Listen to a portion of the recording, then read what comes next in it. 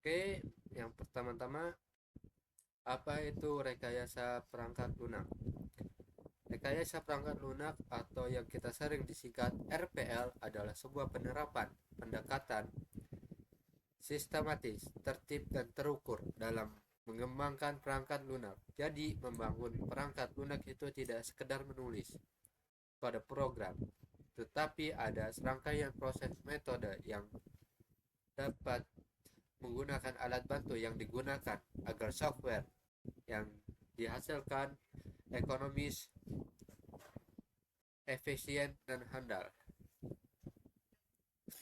Dalam ekonomis di sini adalah biaya pembuatan terjangkau, dan efisien di sini yaitu berjalan dengan optimal, dan handal artinya diandalkan oleh pengguna dalam jangka panjang.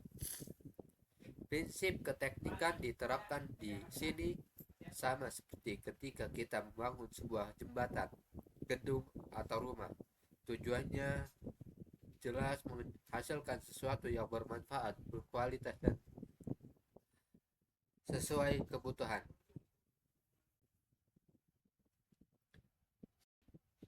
Analogi membangun rumah untuk memudah dipahami. Mari kita gunakan analogi membangun rumah. Ketika seorang ingin membangun rumah, ada dua hal besar yang pasti dilakukan. Yang pertama, perencanaan. Pada tahap perencanaan, biasanya melibatkan arsitek, desainer, interior. Mereka membuat blueprint, menentukan tata letak ruangan, memilih bahan, menghitung ukuran fondasi, dan sebagai semua dipikirkan secara matang agar hasil rumah sesuai dengan harapan.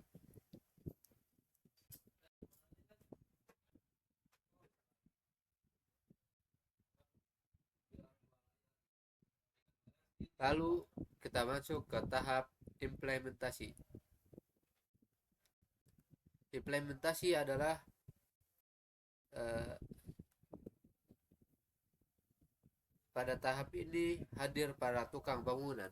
Mereka bekerja sesuai instruksi dan rencana yang sudah dibuat. Jumlah tukang bisa berbeda-beda. Ada yang 5 orang, ada yang 10 orang, bahkan puluhan jika proyek besar terjalani. Pertanyaan, apakah mungkin membangun rumah tanpa perencanaan? Jawabannya mungkin saja, tetapi risikonya besar. Rumah yang dibangun bisa saja tidak sesuai keinginan, memakan waktu lebih lama, bahkan menghabiskan biaya lebih banyak dari perkiraan.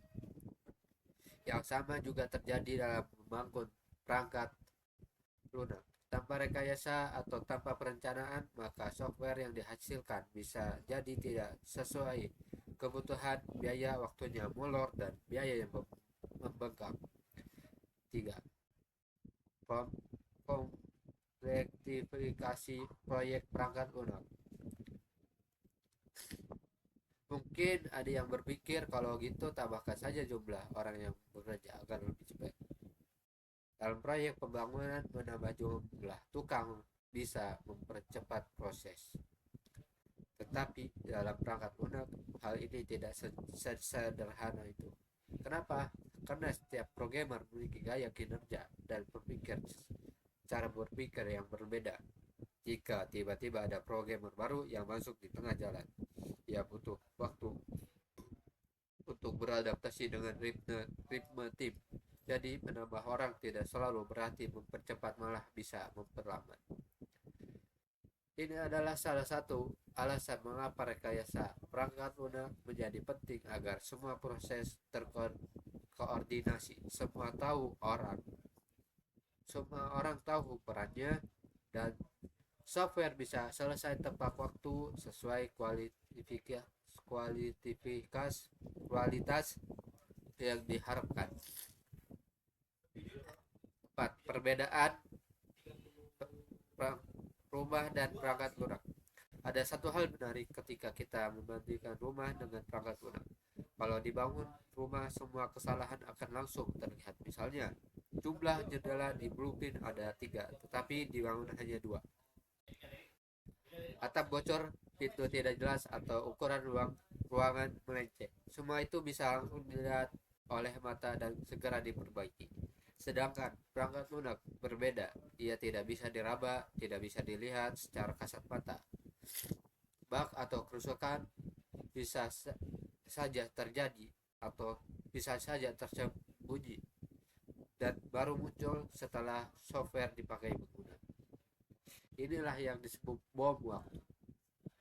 Jika bug baru muncul setelah software digunakan, maka pengguna akan kecewa dan biaya perbaikan bisa jauh lebih besar dibanding ditemukan sejak awal. Pentingnya dokumentasi. Bagian lain yang tidak kalah penting dalam rekayasa perangkat lunak adalah dokumentasi. Banyak orang yang beranggapan bahwa dokumentasi adalah baris kode. Padahal itu tidak benar. Kode hanyalah instruksi untuk komputer. Dokumentasi adalah catatan, blueprint, atau panduan yang menjelaskan bagaimana software itu dirancang, dibangun, dan bagaimana cara mengembangkannya di masa depan. Bayangkan saja sebuah proyek skala besar atau enterprise, jumlah baris kode yang bisa mencapai jutaan, bahkan puluh miliaran. Jika seluruh baris kode itu dicetak di kertas, tumpukan bisa setinggi gedung 12 lantai. Apakah masuk akal jika dokumentasi hanya berupa kode? Tentu tidak. Tanpa dokumentasi, programmer baru akan kesulitan memahami alur program, dan proses maintain akan memakan waktu lama. Dokumentasi ini sangat penting karena software tidak berhenti. Setelah selesai dibuat, ia akan terus berkembang, butuh update, penambahan fitur, bahkan evolusi di masa depan. Dan semua itu dibutuhkan dokumentasi sebagai bahan rujukan. Dokumentasi bisa saja lahir dari dua fase. Pada fase ini dibuat blueprint perangkat lunak yang nantinya akan menjadi pegangan seluruh tim isinya yang seperti ini.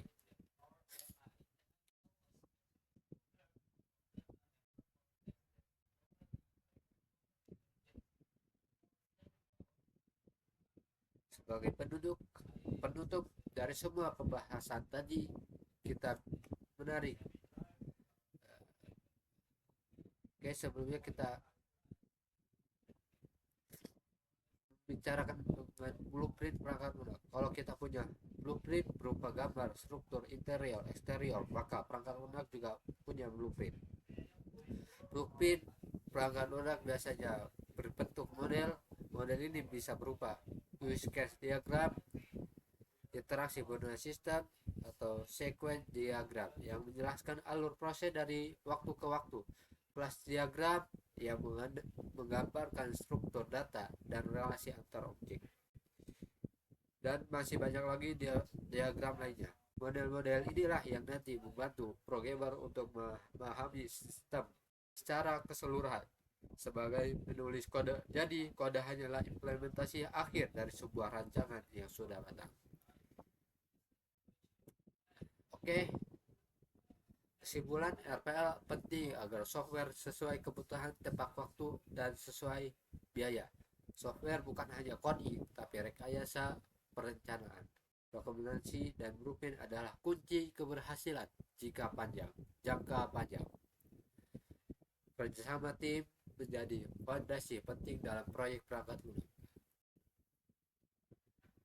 Mungkin jadi mari kita pahami bersama bahwa membangun software bukan hanyalah soal coding, tapi soal rekayasa. Demikianlah penjelasan mengenai rekayasa perangkat lunak. Semoga bermanfaat dan sampai jumpa di pembahasan berikutnya. Wassalamualaikum warahmatullahi wabarakatuh.